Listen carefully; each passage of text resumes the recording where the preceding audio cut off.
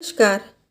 मुंशी प्रेमचंद्र द्वारा लिखित उपन्यास गोदान का अगला भाग सुनेंगे। दोस्तों, अगर आपको मेरा चैनल पसंद आता है तो मेरे चैनल को सब्सक्राइब, लाइक और शेयर कीजिए। तो आइए सुनते हैं गोदान का भाग 4। घर तुम्हारा, मालिक तुम।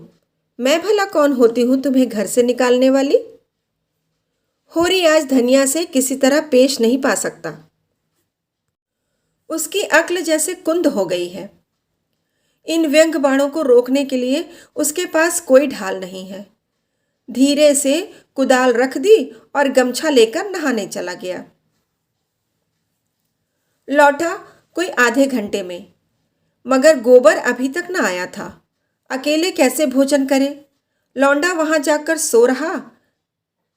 भोला कि वह मदमाती छोकरी है ना झुनिया, उसके साथ हंसी दिल लगी कर रहा होगा। कल भी तो उसके पीछे लगा हुआ था। नहीं गाय दी तो लौट क्यों नहीं आया? क्या वहां ढई देगा? धनिया ने कहा, अब खड़े क्या हो, गोबर सांझ को आएगा। होरी ने और कुछ न कहा। कहीं धनिया फिर न कुछ कह बैठे। भोजन करके नीम की छांव में लेट रहा। रूपा रोती हुई आगे नंगे बदन एक लंगोटी लगाए, झबरे बाल इधर उधर बिखेरे हुए होरी की छाती पर लौट गई। उसकी बड़ी बहन सोना कहती है, गाय आएगी तो उसका गोबर मैं पाथूंगी। रूपा यह नहीं बर्दाश्त कर सकती। सोना ऐसी कहाँ की बड़ी रानी है कि सारा गोबर आप पाथ डाले? रूपा उससे किस बात में कम है? सोना रोटी पकाती है तो क्या रूपा बर्तन नहीं मांजती? सोना पानी लाती है तो क्या रूपा कुएं पर रस्सी नहीं ले जाती? सोना तो कलसा भरकर इठलाती चली आती है। रस्सी समेटकर रूपा ही लाती है। गोबर दोनों साथ पाथती हैं। सोना खेत गोड़ने जाती है तो क्या रूपा बकरी चराने नहीं जाती? फिर सोना क्यों अकेली गोबर पाथेगी? यह अन्याय रूपा कैसे सहे? होरी ने उसके भोलेपन पर मुग्ध होकर कहा, नहीं, गाय का गोबर तू पाथना। सोना गाय के पास जाए तो भगा देना। रूपा ने पिता के गले में हाथ डालकर कहा, दूध भी मैं ही दुहूंगी।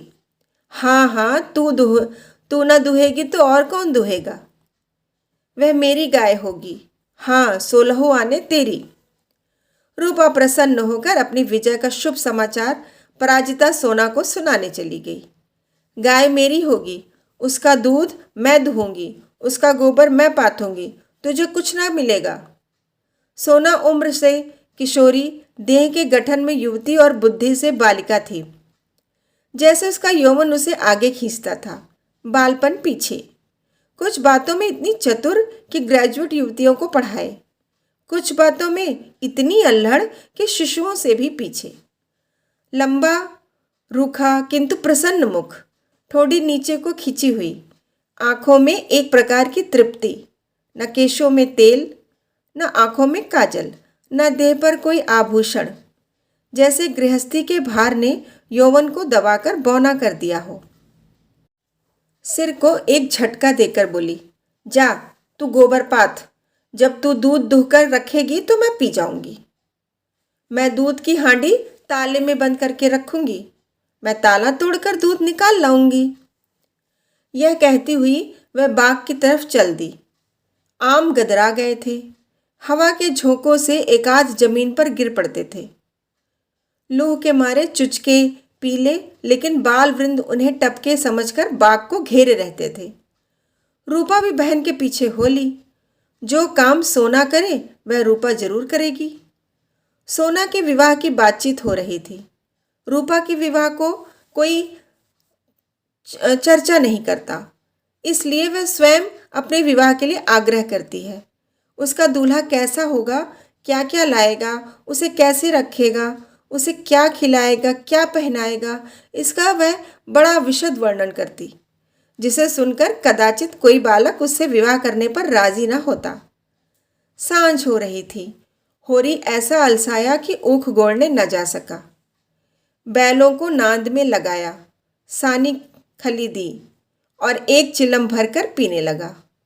इस फसल में अब सब कुछ खलिहान में तौल देने पर भी अभी उस पर कोई 300 करस था, जिस पर कोई 100 रुपये सूद के बढ़ते जाते थे। मंगरू शाह से आज 5 साल हुए बैल के लिए 60 रुपये लिए थे। उसमें 60 दे चुका था, पर वह 60 रुपये ज्यों के त्यों बने हुए थे। दाता दीन पंडित से 30 रुपये लेकर आलू बोए थे। आलू तो चोर खोद ले गए और उस 30 के इन 30 बरसों में 100 हो गए थे। दुलारी विधवा सहुआइन थी, जो गांव में नोन तेल तमाकू की दुकान रखे हुए थी। बंटवारे के समय उससे 40 रुपये लेकर भाइयों को देना पड़ा था। उसके भी लगभग 100 रुपये हो गए थे, क्योंकि आने रुपए का ब्याज था। लगान के भी अभी 25 रुपये बाकी पड़े हुए थे और दशहरे के दिन शगुन के रुपयों का भी कोई प्रबंध करना था। बांसों के रुपए बड़े अच्छे समय पर मिल गए। शगुन की समस्या हल हो जाएगी, लेकिन कौन जाने यहाँ तो एक धेला भी हाथ में आ जाए तो गांव में शोर मच जाता है और लेनदार चारों तरफ से नोचने लगते हैं। ये 5 रुपये तो वह शगुन में देगा, चाहे कुछ हो जाए, मगर अभी जिंदगी की तो बड़े बड़े काम सिर पर सवार थे। गोबर और सोना का विवाह, बहुत हाथ बांधने पर भी 300 से कम खर्च ना होंगे। ये 300 किसके घर से आएंगे? कितना चाहता है कि किसी से एक पैसा कर्ज ना ले, जिसका आता है उसका पाई पाई चुका दे, लेकिन हर तरह का कष्ट उठाने पर भी गला नहीं छूटता। इसी तरह सूद बढ़ता जाएगा और एक दिन उसका घर द्वार सब नीलाम हो जाएगा। उसके बाल बच्चे निराश्रय होकर भीख मांगते फिरेंगे। होरी जब काम धंधे से छुट्टी पाकर चिलम पीने लगता था तो यह चिंता एक काली दीवार की भांति चारों ओर से घेर लेती थी, जिसमें से निकलने की उसे कोई गली न दिखती थी। अगर संतोष था तो यही कि विपत्ति अकेले उसी के सिर न थी। प्रायः सभी किसानों का यही हाल था। अधिकांश की दशा तो इससे भी बदतर थी। शोभा और हीरा को उससे अलग हुए अभी कुल 3 साल हुए थे, मगर दोनों पर 400 का बोझ लद गया। झींगुर 2 हल की खेती करता है, उस पर 1000 से कुछ बेसी ही देना है। जियावन महतो के घर भिखारी भीख भी नहीं पाता, लेकिन कर्जे का कोई ठिकाना नहीं। यहाँ कौन बचा है? सहसा सोना और रूपा दोनों दौड़ी हुई आईं और एक साथ बोली, भैया गाय ला रहे हैं। आगे आगे गाय, पीछे पीछे भैया हैं। रूपा ने पहले गोबर को आते देखा था। यह खबर सुनाने की सुर्खई उसे मिलनी चाहिए थी। सोना बराबर की हिस्सेदार हुई जाती है, यह उससे कैसे सहा जाता? उसने आगे बढ़कर कहा, पहले मैंने देखा था तभी दौड़ी। बहन ने तो पीछे से देखा। सोना इस दावे को स्वीकार न कर सकी, बोली, तूने भैया को कहाँ पहचाना? तू तो कहती थी कोई गाय भागी आ रही है। मैंने ही कहा भैया हैं। दोनों फिर बाग की तरफ दौड़ी, गाय का स्वागत करने के लिए। धनिया और होरी दोनों गाय बांधने का प्रबंध करने लगे। होरी बोला, चलो जल्दी से नाद गाड़ दे। धनिया के मुख पर जवानी चमक उठी थी। नहीं, पहले थाली में थोड़ा सा आटा और गुड़ घोल कर रख दे। बेचारी धूप में चली होगी, प्यासी होगी। तुम जाकर नाद गाड़ो, मैं घोलती हूं। कहीं एक घंटी पड़ी थी, उसे ढूंढ लें, उसके गले में बांधेंगे। सोना कहाँ गई? सहुआइन की दुकान से थोड़ा सा काला डोरा मंगवा लो, गाय को नजर बहुत लगती है। आज मेरे मन की बड़ी भारी लालसा पूरी हो गई। धनिया अपने हार्दिक उल्लास को दबाए रखना चाहती थी। इतनी बड़ी संपदा अपने साथ कोई नई बाधा न लाए, यह शंका उसके निराश हृदय में कंपन डाल रही थी। आकाश की ओर देखकर बोली, गाय के आने का आनंद तो जब है कि उसका पौरा भी अच्छा हो। भगवान के मन की बात है, मानो वह भगवान को भी धोखा देना चाहती थी। भगवान को भी दिखाना चाहती थी कि इस गाय के आने से उसे इतना आनंद नहीं हुआ कि ईर्ष्यालु भगवान सुख का पलड़ा ऊंचा करने के लिए कोई नई विपत्ति भेज दे। वह अभी आटा घोल ही रही थी कि गोबर गाय को लिए बालकों के एक जुलूस के साथ द्वार पर पहुंचा। होरी दौड़कर गाय के गले से लिपट गया। धनिया ने आटा छोड़ दिया और जल्दी से एक पुरानी साड़ी का काला किनारा फाड़कर गाय के गले में बांध दिया। होरी श्रद्धा विहल नेत्रों से गाय को देख रहा था, मानो साक्षात देवी जी ने घर में पदार्पण किया हो। आज भगवान ने यह दिन दिखाया कि उसका घर गऊ के चरणों से पवित्र हो गया। यह सौभाग्य न जाने किसके पुण्य प्रताप से। धनिया ने भयातुर होकर कहा, खड़े क्या हो, आंगन में नाद गाड़ दो। आंगन में जगह कहाँ है? बहुत जगह है, मैं तो बाहर ही गाड़ता हूँ। पागल न बनो, गांव का हाल जानकर भी अनजान बनते हो। अरे बित्ते भर के आंगन में गाय कहाँ बंधेगी भाई? जो बात नहीं जानते उसमें टांग मत अड़ाया करो। संसार भर की विद्या तुम ही नहीं पढ़े हो। होरी सचमुच आपे में ना था।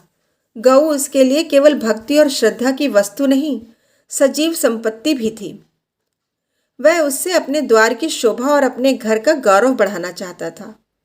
वह चाहता था लोग गाय को द्वार पर बंधे देखकर पूछें, यह किसका घर है? लोग कहें, होरी महतो का। तभी लड़की वाले भी उसकी विभूति से प्रभावित होंगे। आंगन में बंधी तो कौन देखेगा? धनिया इसके विपरीत सशंक थी।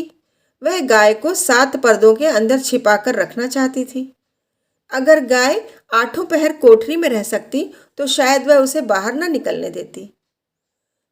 यूं हर बात में होरी की जीत होती थी।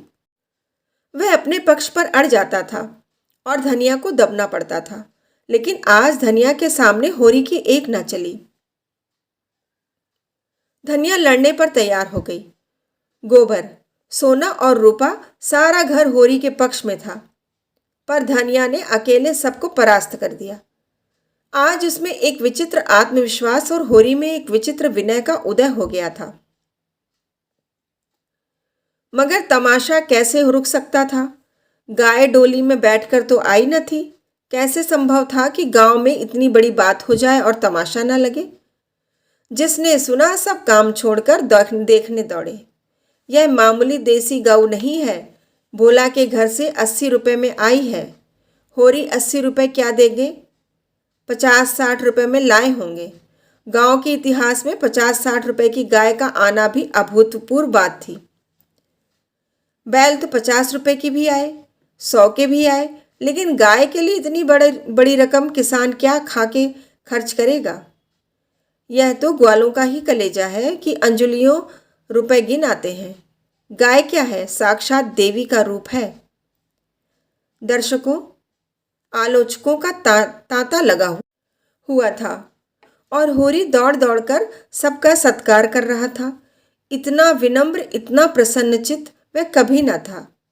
70 साल के बूढ़े पंडित दाता दीन लठिया टेकते हुए आए और पोपले मुंह से बोले, कहाँ हो होरी, तनिक हम भी तुम्हारी गाय देख लें। सुना बड़ी सुंदर है। होरी ने दौड़कर पालंगन किया और मन में अभिमान में उल्लास का आनंद उठाता हुआ बड़े सम्मान से पंडित जी को आंगन में ले गया। महाराज ने गऊ को अपनी पुरानी अनुभवी आंखों से देखा। सींगें देखी, थन देखा, पुट्ठा देखा और घनी सफ़ेद भौं के नीचे छिपी हुई आंखों में जवानी की उमंग भरकर बोले, कोई दोष नहीं है बेटा, बाल भौरी सब ठीक। भगवान चाहेंगे तो तुम्हारे भाग खुल जाएंगे।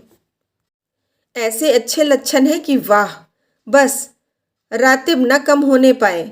एक एक बाछा 100-100 का होगा। होरी ने आनंद के सागर में डुबकियां खाते हुए कहा, सब आपका आशीर्वाद है दादा। दाता दीन ने सुरती की पीक थूकते हुए कहा, मेरा आशीर्वाद नहीं बेटा, भगवान की दया है। यह सब प्रभु की दया है। रुपए नगद दिए? होरी ने बेपर की उड़ाई। अपने महाजन के सामने भी अपनी समृद्धि प्रदर्शन का ऐसा अवसर पाकर वह कैसे छोड़े? टके की नई टोपी सिर पर रखकर जब हम अकड़ने लगते हैं, जरा देर के लिए किसी सवारी पर बैठकर जब हम आकाश में उड़ने लगते हैं, तो इतनी बड़ी विभूति पाकर क्यों न उसका दिमाग आसमान पर चढ़े? बोला, भोला ऐसा भलमानस नहीं है महाराज। नगद गिनाए पूरे चौकस। अपने महाजन के सामने यह डींग मारकर होरी ने नादानी तो की थी, पर दाता दीन के मुख पर असंतोष का कोई चिन्ह न दिखाई दिया। इस कथन में कितना सत्य है, यह उनकी उन बुझी आंखों से छिपा न रह सका। जिनमें ज्योति की जगह अनुभव छिपा बैठा था। प्रसन्न होकर बोले, कोई हरज नहीं बेटा, कोई हरज नहीं। भगवान सब कल्याण करेंगे। 5 सेर दूध है, इसमें बच्चे के लिए छोड़कर। धनिया ने तुरंत टोका, अरे नहीं महाराज, इतना दूध कहाँ, बुढ़िया तो हो गई है। फिर यहाँ रतिब कहाँ धरा है। दाता दीन ने मर्म भरी आंखों से देखकर उसकी सतर्कता को स्वीकार किया, मानो कह रहे हों, गृहिणी का यही धर्म है, सीटना मर्दों का काम है, उन्हें सीटने दो।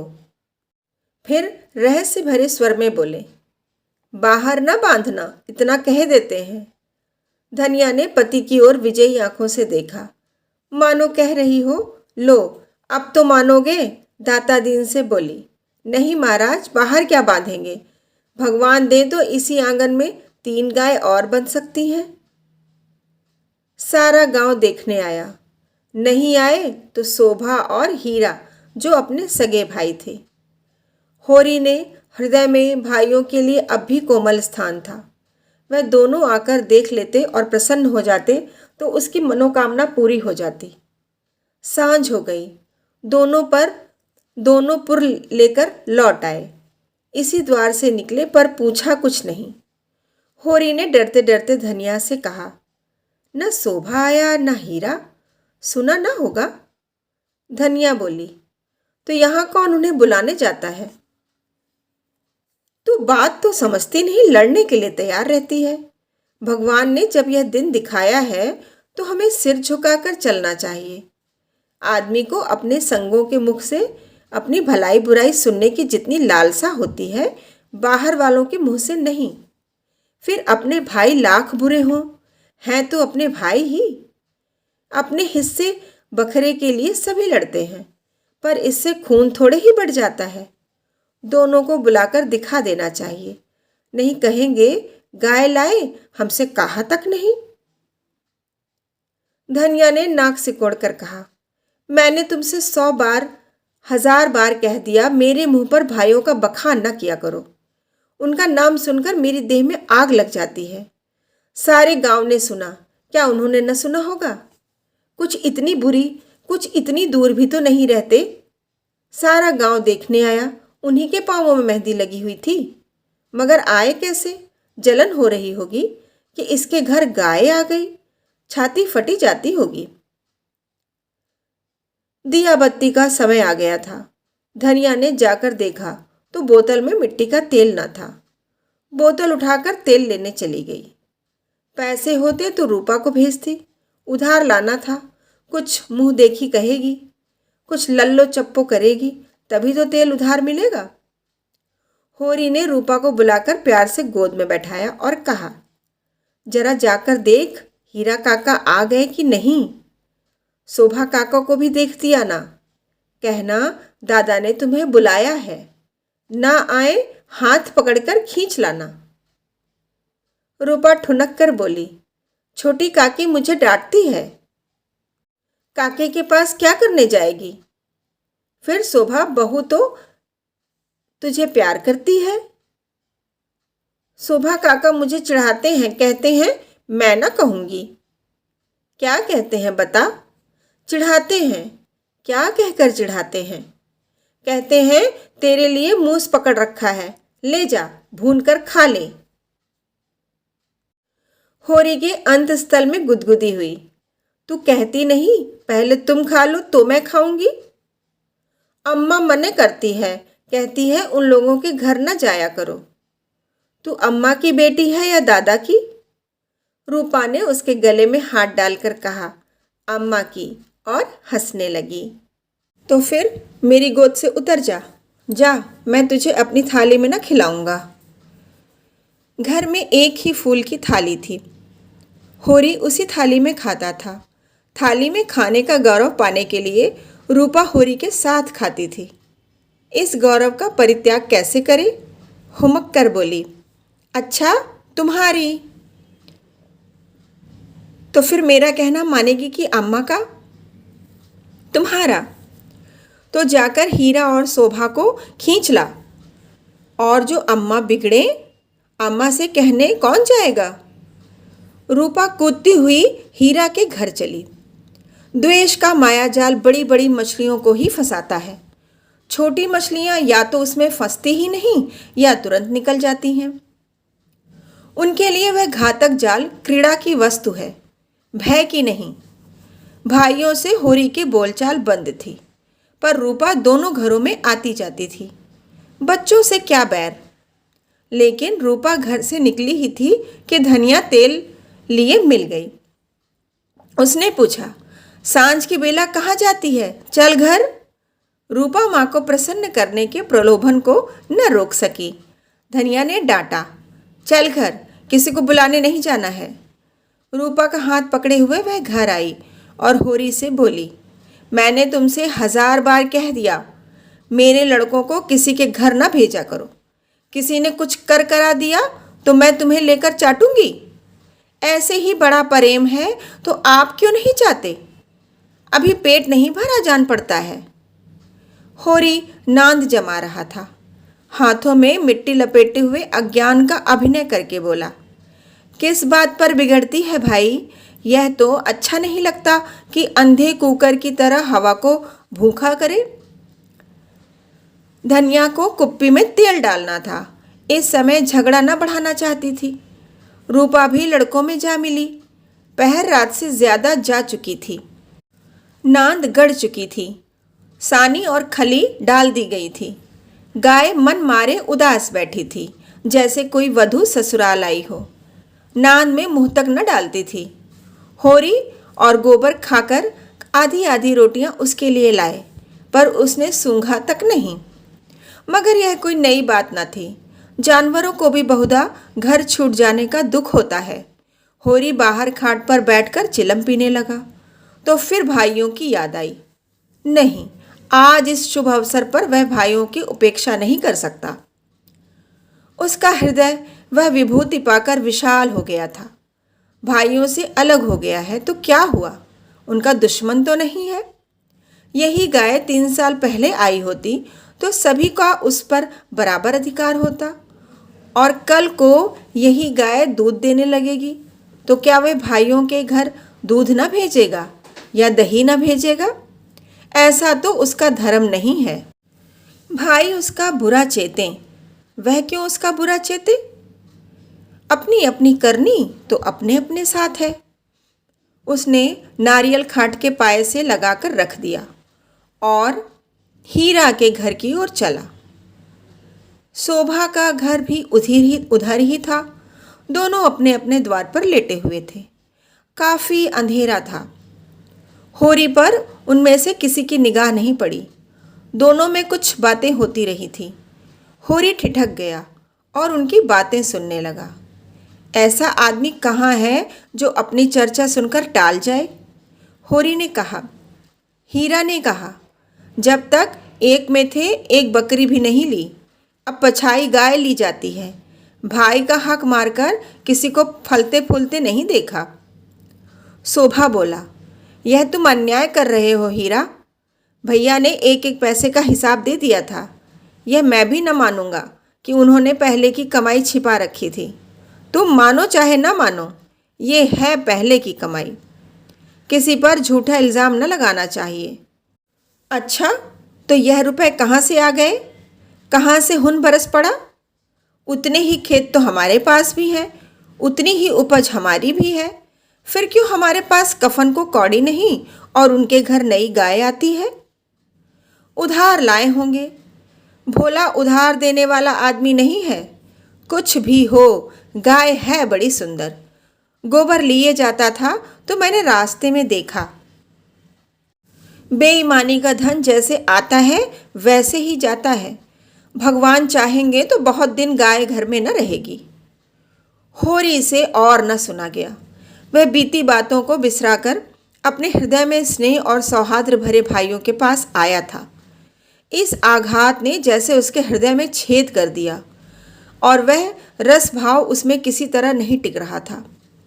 लत्ते और चिथड़े ठूंस कर अब उस प्रवाह को नहीं रोक सकता। जी में एक उबाल आया कि उसी क्षण इस आक्षेप का जवाब दे, लेकिन बात बढ़ जाने के भय से चुप रह गया। अगर उसकी नीयत साफ है तो कोई कुछ नहीं कर सकता। भगवान के सामने वह निर्दोष है। दूसरों की उसे परवाह नहीं। उल्टे पांव लौट आया और वह जला हुआ तंबाकू पीने लगा। लेकिन जैसे वह विष प्रतिक्षण उसकी धमनियों में फैलता जाता था, उसने सो जाने का प्रयास किया, पर नींद न आई। बैलों के पास जाकर उन्हें सहलाने लगा। विष शांत न हुआ। दूसरी चिलम भरी, लेकिन उसमें भी कुछ रस न था। विष ने जैसे चेतना को आक्रांत कर दिया हो। जैसे नशे में चेतना एकांगी हो जाती है, जैसे फैला हुआ पानी एक दिशा में बहकर वेगवान हो जाता है, वही मनोवृत्ति उसकी हो रही थी। उसी उन्माद की दशा में वह अंदर गया। अभी द्वार खुला हुआ था। आंगन में एक किनारे चटाई पर लेटी हुई धनिया सोना से देह दबवा रही थी, और रूपा, जो रोज सांझ होते ही सो जाती थी, आज खड़ी गाय का मुंह सहला रही थी। होरी ने जाकर गाय को खूंटे से खोल लिया और द्वार की ओर ले चला। वह इसी वक्त गाय को भोला के घर पहुंचाने का दृढ़ निश्चय कर चुका था।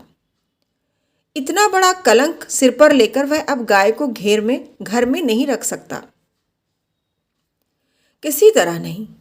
धनिया ने पूछा, कहाँ लिए जाते हो रात को? होरी ने एक पग बढ़ाकर कहा, ले जाता हूँ भोला के घर, लौटा दूंगा। धनिया को विस्मय हुआ। उठकर सामने आ गई और बोली, लौटा क्यों दोगे? लौटाने के लिए ही लाए थे? हाँ, इसके लौटा देने में ही कुशल है। क्यों, बात क्या है? इतने अरमान से लाए और अब लौटाने जा रहे हो? क्या भोला रुपए मांगते हैं? नहीं, भोला यहाँ कब आया? तो फिर क्या बात हुई? क्या करोगी पूछकर? धनिया ने लपक कर पगहिया उसके हाथ से छीन ली। उसकी चपल बुद्धि ने जैसे उड़ती हुई चिड़िया पकड़ ली। बोली, तुम्हें भाइयों का डर हो तो जाकर उसके पैरों में गिरो। मैं किसी से नहीं डरती। अगर हमारी बढ़ती देखकर किसी की छाती फटती है तो फट जाए, मुझे परवाह नहीं है। होरी ने विनीत स्वर में कहा, धीरे धीरे बोल महारानी, कोई सुने तो कहे ये सब इतनी रात गए लड़ रहे हैं। मैं अपने कानों से क्या सुनाया हूँ, तू क्या जाने। यहाँ चर्चा हो रही है कि मैंने अलग होते समय रुपए दबा लिए थे और भाइयों को धोखा दिया था। यही रुपए अब निकल रहे हैं। हीरा कहता होगा। सारा गांव कह रहा है। हीरा को क्यों बदनाम करूं? सारा गांव नहीं कह रहा, अकेले हीरा कह रहा है। मैं अभी जाकर पूछती हूँ ना कि तुम्हारे बाप कितने रुपए छोड़कर मरे थे। दाढ़ी जारों के पीछे हम बर्बाद हो गए, सारी जिंदगी मिट्टी में मिला दी, पाल पोस कर सांड किया, और अब हम बेईमान हैं। मैं कह देती हूँ, अगर गाय घर के बाहर निकली तो अनर्थ हो जाएगा। रख लिए हमने रुपए, दबा लिए, बीज खेत दबा लिए। डंके की चोट कहती हूँ, मैंने हंडे भर अशर्फियाँ छिपा ली। हीरा और शोभा और संसार को जो करना है कर ले, क्यों ना रुपए रख ले। दो दो सांडों का ब्याह नहीं किया, गौना नहीं किया। होरी सिटपटा गया। धनिया ने उसके हाथ से पगहिया छीन ली और गाय को खूंटे से बांधकर द्वार की ओर चली। होरी ने उसे पकड़ना चाहा, पर वह बाहर जा चुकी थी। वहीं सिर थामकर बैठ गया। बाहर उसे पकड़ने की चेष्टा करके वह कोई नाटक नहीं दिखाना चाहता था। धनिया के क्रोध को खूब जानता था। बिगड़ती है तो चंडी बन जाती है, मारो काटो सुनेगी नहीं। लेकिन हीरा भी तो एक ही गुस्सेवर है, कहीं हाथ चला दे तो परले ही हो जाए। नहीं, हीरा इतना मूर्ख नहीं है। मैंने कहाँ से कहाँ यह आग लगा दी। उसे अपने आप पर क्रोध आने लगा। बात मन में रख लेता तो क्यों यह टंटा खड़ा होता। सहसा धनिया का कर्कश स्वर कान में आया। हीरा की गरज भी सुन पड़ी। फिर पुन्नी की पैनी पीक भी कानों में चुभी। सहसा उसे गोबर की याद आई। बाहर लपक कर उसकी खाट देखी, गोबर वहाँ न था।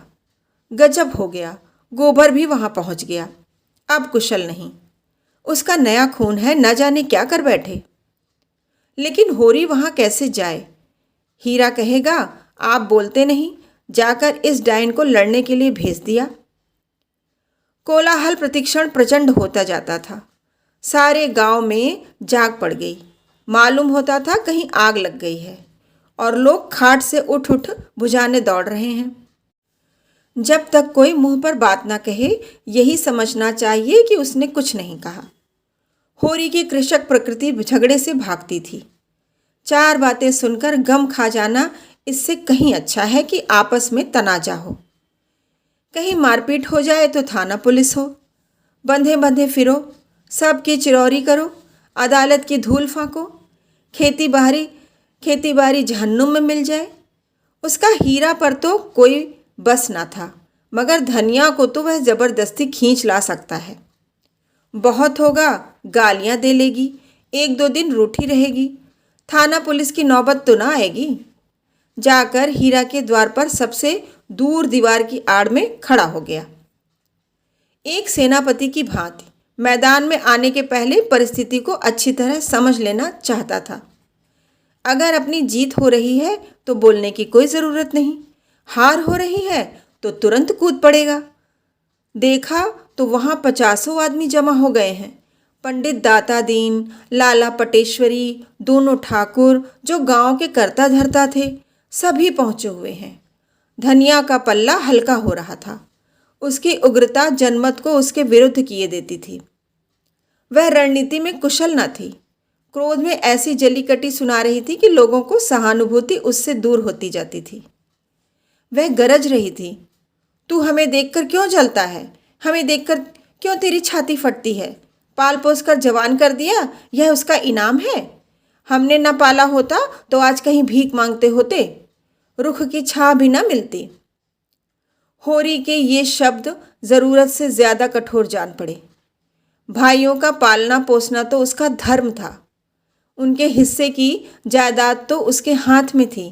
कैसे न पालता पोसता, दुनिया में कहीं मुंह दिखाने लायक रहता। हीरा ने जवाब दिया, हम किसी का कुछ नहीं जानते। तेरे घर में कुत्तों की तरह एक टुकड़ा खाते थे और दिन भर काम करते थे। जाना ही नहीं कि लड़कपन और जवानी कैसी होती है। दिन दिन भर सूखा गोबर बीना करते थे, उस पर भी तू बिना 10 गाली दिए रोटी न देती थी। तेरी जैसी राक्षसिन के हाथ में पड़कर जिंदगी तलख हो गई। धनिया और भी तेज हुई, जबान संभाल नहीं जीभ खींच लूँगी। राक्षसिन तेरी औरत होगी। तू है किस फेर में? मूड़ी कांटे, टुकड़े खोर, नमक हराम। दाता दीन ने टोका, इतना कटु वचन क्यों कहती हो धनिया? नारी का धर्म है कि गम खाए। वह तो उजड्ड है, क्यों उसके मुंह लगती है? लाला पटेश्वरी पटवारी ने उसका समर्थन किया। बात का जवाब बात है, गाली नहीं। तूने लड़कपन में उसे पाला पोसा, लेकिन यह क्यों भूल जाती है कि उसकी जायदाद तेरे हाथ में थी? धनिया ने समझा सब के सब मिलकर मुझे नीचा दिखाना चाहते हैं। चौमुख लड़ाई लड़ने के लिए तैयार हो गई। अच्छा रहने दो लाला, मैं सब कुछ समझती हूँ। इस गांव में रहते 20 साल हो गए, एक एक की नस नस पहचानती हूँ।